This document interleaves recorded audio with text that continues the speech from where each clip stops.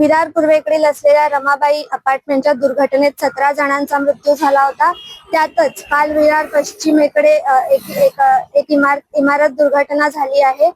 विरार पश्चिम येथील विराट नगर मध्ये असलेल्या आदिनाथ इमारतीचा बाहेरील भाग बुधवारी संध्याकाळी सुमारे 8 वाजता कोसळला होता. सुदैवाने या घटनेत कोणतीही जीवितहानी झाली नव्हती.